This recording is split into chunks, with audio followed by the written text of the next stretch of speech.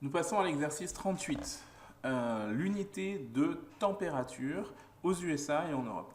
L'unité de température aux USA, vous n'êtes pas sans le savoir que c'est le degré Fahrenheit, qui se note degré F. Pour chez nous, c'est le degré Celsius, degré C. Pour effectuer la conversion avec les degrés Celsius, on utilise une formule qui est donc la température en Fahrenheit. Donc on va bien l'écrire, on va bien la grossir parce que là on ne voit rien. La température en Fahrenheit et c'est égal à 1,8 fois la température en Celsius plus 32. Donc voilà, ça c'est la formule qui permet de passer de la température en Celsius à la température en Fahrenheit. Hein. C'est l'idée de cette formule, c'est qu'on connaît la température en Celsius et en la multipliant par 1,8 et en ajoutant 32, on peut trouver la température en Fahrenheit. Bien. Le problème de cette formule, c'est qu'elle était un peu à l'envers par rapport à ce dont on avait besoin pour la première question. Puisque nous, ce qu'on voulait, c'était non pas d'avoir une température en Celsius et la convertir en température en Fahrenheit, mais on voulait faire le contraire. C'est-à-dire, on voulait convertir en degrés Celsius les températures qui étaient données en Fahrenheit, c'est-à-dire moins 4 degrés Fahrenheit, 212 degrés Fahrenheit et moins 40 degrés Fahrenheit, et voir à quoi ça correspondait dans notre système en Celsius. Du coup, ce qui se passe, c'est que j'imagine qu'on attendait de vous, dans cette première question, que vous fassiez les calculs à l'envers. Peut-être de tête, peut-être avec une calculatrice, ou que vous posiez une équation. Alors moi, je suis parti sur l'idée de l'équation, et je suis parti sur, je suis parti sur la question de 3 sans faire attention. Donc du coup, je vais faire comme ça dans l'exercice, parce que je pense quand même que c'est la meilleure méthode. Donc, pour pouvoir calculer la température en Celsius, le mieux c'est d'inverser la formule. Donc pour ça, je vous propose de résoudre une équation. Donc c'est cette équation-là. Donc je pars de ce qu'on m'a donné. La température en Fahrenheit ici, c'est égal à 1,8 fois la température en Celsius plus 32. Et ce que je fais, c'est que mon objectif, ça va être d'isoler la température en Celsius comme si j'avais x ici et que tout le reste n'était que des nombres connus ou inconnus, peu importe, mais tout le reste peut être calculé. Donc ici, l'idée, c'est que je vais donc d'abord déplacer le 32 qui est là. Donc plus 32, je le fais passer de l'autre côté, il devient moins 32. Et puis ici, du coup, j'obtiens 1,8 température en Celsius. Entre les deux, bien sûr, il y a ici un fois qui n'est pas dit. Donc du coup, pour avoir température en Celsius tout seul, je divise température Fahrenheit moins 32 divisé par 1,8. Et du coup, en lisant la formule de droite à gauche, c'est-à-dire en disant la température en Celsius est donc égale à ce quotient que j'ai écrit ici. Et du coup, j'ai calculé l'ensemble des températures. Donc j'ai trouvé moins 4 degrés. Pour moins 4 degrés Fahrenheit, j'ai trouvé environ moins 15,55 degrés Celsius. Pour 212 degrés Fahrenheit, je trouve 100 degrés Celsius, ça correspond à la température d'ébullition. Et puis pour moins 40 degrés Fahrenheit, ça correspond à moins 40 degrés Celsius. Les deux échelles de température sont-elles proportionnelles? Il est évident que non. Hein.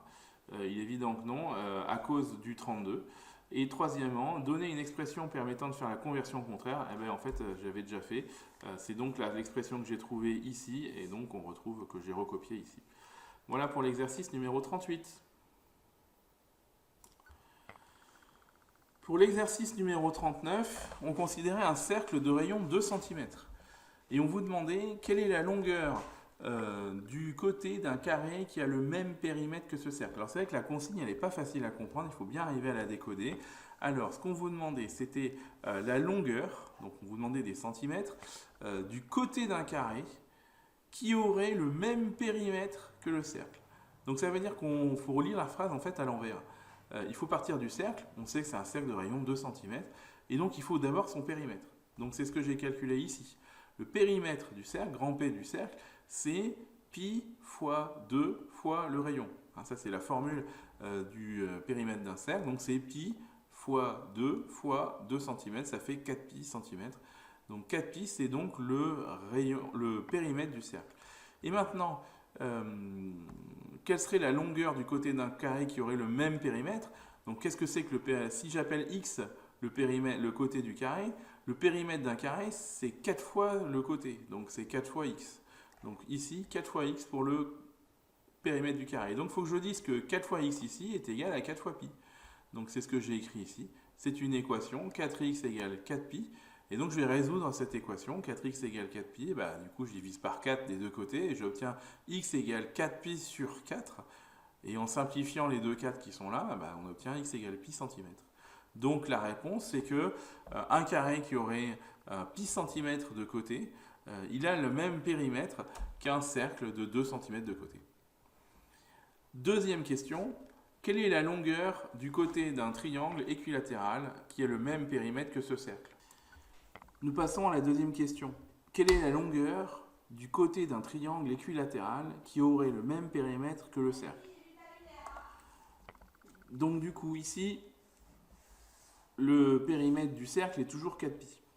Mais la figure a changé. Nous sommes sur un triangle équilatéral qui aurait pour côté x cm. Donc ce qu'on appelle x, la longueur du côté du triangle. Le périmètre du triangle, un triangle équilatéral, il a 3 côtés égaux, hein, donc c'est 3 fois x. Donc ça veut dire que 3x doit être égal à 4pi. 3x égale 4pi, c'est quelque chose qu'on peut résoudre, ça donne x égale 4pi divisé par 3. Nous passons maintenant à l'exercice 40. On considère un triangle ABC et un nombre réel petit x, et on suppose que AB soit égal à x plus 2, donc c'est ce qu'on a dessiné ici, hein. AB égale x plus 2. On suppose que BC est égal à 2x plus 9, ici, et CA égale à 3x moins 2. On demande de déterminer le plus grand intervalle de R auquel appartient x. Alors, c'est vrai que la question est difficile, parce qu'elle n'est pas très claire. Qu'est-ce qu'on peut bien pouvoir dire par là? Ça veut dire qu'il faut essayer de voir qu'il y a des valeurs de x, par exemple, qui ne fonctionnent pas. Par exemple, si je prends x égale 0, ce n'est pas possible, parce que si x égale 0, par exemple, ici ça fait 2, ici ça fait 9, mais ici ça fait moins 2, et moins 2, ça c'est pas possible comme valeur. Donc déjà, on sait que la valeur de x égale 0, ça ne marchera pas.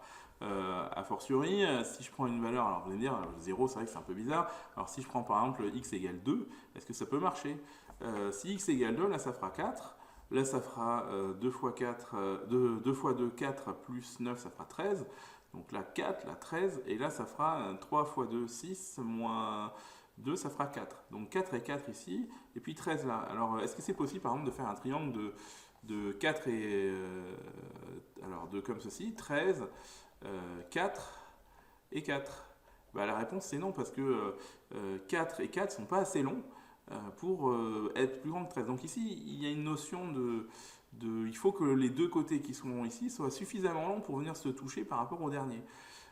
Et donc cette chose-là, c'est réglé dans une propriété que vous avez vue depuis longtemps, dont on vous a souvent parlé dans toutes les classes. C'est ce qu'on appelle l'inégalité triangulaire. L'inégalité triangulaire, je vous en parle juste tout de suite maintenant. Donc je vais insérer une petite page là. Voilà, l'inégalité triangulaire, c'est le fait que quand on a un triangle, eh bien, il y a une propriété qui doit être respectée pour avoir un triangle.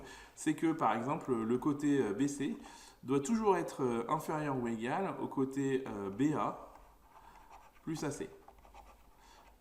Et de la même façon, c'est pareil pour les trois autres côtés. Le côté AC, lui, il doit être toujours inférieur ou égal au côté AB plus BC. Et puis, dernier côté, le côté AB, lui, il doit toujours être inférieur ou égal au côté AC plus CB. Alors ça s'appelle l'inégalité triangulaire, ou les inégalités triangulaires.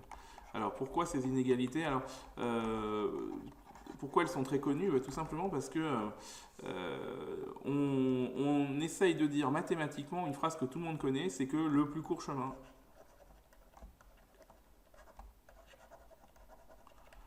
entre deux points, vous savez tous que c'est la ligne droite et la ligne droite. Ce qui veut dire que le plus court chemin pour aller de B jusqu'à C, c'est de dire que c'est le chemin BC, et que tout autre chemin qui passe par un point A, donc ici le chemin BA plus AC, il sera forcément plus long. Donc quel que soit le point A que vous choisirez, que ce soit ici, ici, n'importe où, quel que soit l'endroit, ben, le chemin BA plus AC sera toujours plus grand que le chemin de B jusqu'à C. De la même façon, si vous dites que le chemin pour aller de A jusqu'à C, c'est le chemin le plus court ici pour aller de A jusqu'à C.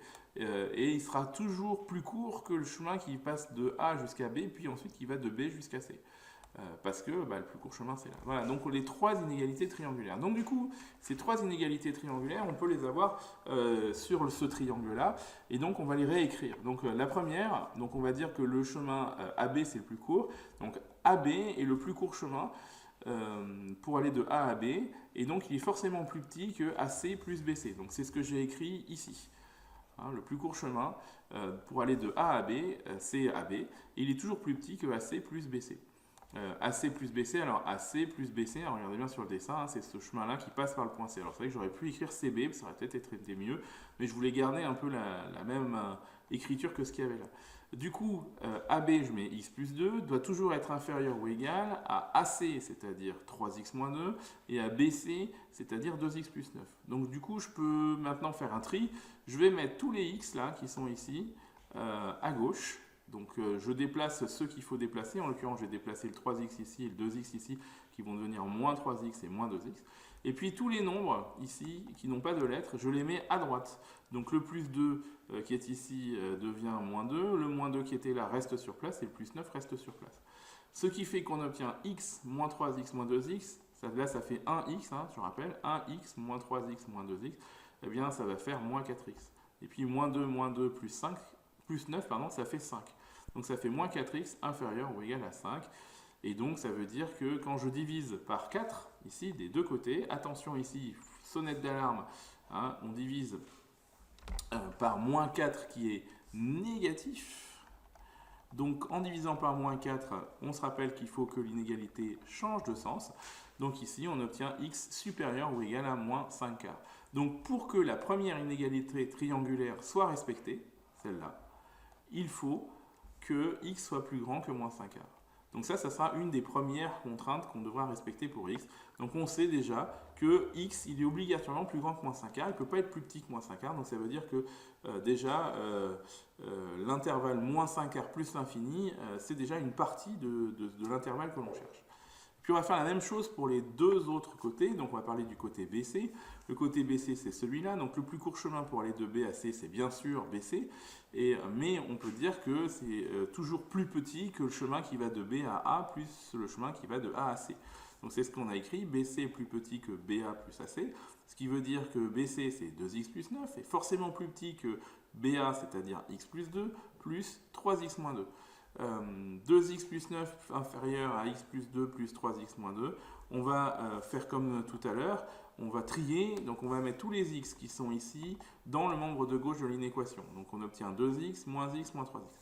Et puis tous les nombres qui n'ont pas de lettres, plus 9, plus 2 et moins 2, on va tous les mettre à droite. Alors ceux qui y sont déjà, on les laisse sur place, 2 et moins 2, mais plus 9 va devenir moins 9.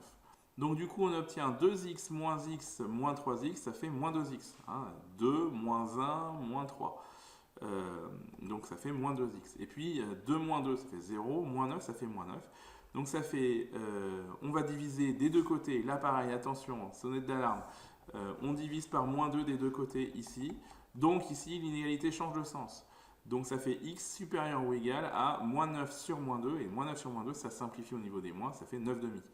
Donc x, pour que la deuxième inégalité triangulaire soit respectée, il faut que x soit plus grand que 9 demi. Donc déjà, si on regarde ces deux conditions, x doit être plus grand que moins 5 quarts, x doit être plus grand que 9 demi. Si on réfléchit bien, il faut que les deux soient respectés en même temps. Donc ça fait moins 5 quarts ici et 9 demi ici. Donc si je dois être, pour la première inégalité triangulaire, je dois être supérieur à moins 5 quarts, c'est-à-dire qu'il faut que je sois par là. Pour la deuxième inégalité triangulaire, il faut que je sois ici. Donc déjà, je sais déjà que l'intervalle que je cherche, c'est déjà quelque chose qui commence à 9 demi. Et maintenant, je vais essayer de regarder ici pour la troisième inégalité triangulaire. Troisième inégalité triangulaire, il faut que le AC, ici, le chemin le plus court pour aller de A jusqu'à C, c'est-à-dire 3x moins 2, soit toujours plus petit que le chemin le plus long, c'est-à-dire en passant par B, c'est-à-dire AB plus BC. Donc ça veut dire que 3x moins 2 doit être plus petit que x plus 2 plus 2x plus 9 en remplaçant AB par x plus 2, BC par 2x plus 9 et AC par 3x moins 2. Du coup, je mets tous les x à gauche, c'est-à-dire celui-là, celui-là et celui-là, je les mets à gauche. Alors lui, il ne bouge pas, mais le x et 2x se mettent ensemble et ça fait 3x moins 2x et ça va faire 0x. 0x, ça fait 0, donc on met 0. Le moins 2 plus 9, on va le trier, on va tout mettre à droite à ce niveau-là. Donc le 2 et le 9 qui sont ici ne bougent pas. Par contre, le moins 2 qui est ici va venir de l'autre côté, ça va venir plus 2. Donc 2 plus 9 plus 2, ça fait 13. Donc on obtient 0 plus petit que 13. Donc pour que l'inégalité, la troisième inégalité triangulaire qui est ici, soit respectée, il faut que 0 soit plus petit ou égal à 13. Et ça, c'est toujours vrai. Donc du coup, ce n'est pas vraiment une condition. Ça veut dire que cette condition-là est toujours vérifiée. Conclusion. Si on se revient sur le petit dessin, pour que les trois inégalités triangulaires soient respectées, la première ici, la deuxième là et la troisième là, il faut que ceci, ceci et ceci soient vérifiés. Et donc, au final, il faut que on se mette pour x supérieur à 9,5. Donc, c'est pour ça, si x est supérieur à 9,5, on obtient l'intervalle. X appartient à l'intervalle 9,5 plus l'infini. Bien, le cours est terminé pour ce chapitre-là, donc on va passer au chapitre suivant. Donc on se retrouve dans la vidéo suivante sur YouTube que je vous ai mis en pronote. Donc il va falloir qu'on fasse un contrôle, je ne sais pas encore quelle tête il va avoir. Donc vous imaginez un contrôle aux alentours de la semaine prochaine. Je vous laisse réviser jusque-là. Donc contrôle en début de semaine prochaine. On va voir comment on va se débrouiller pour arriver à faire ça. Je vais y réfléchir. Ensuite, donc on se retrouve dans la vidéo suivante pour le prochain chapitre.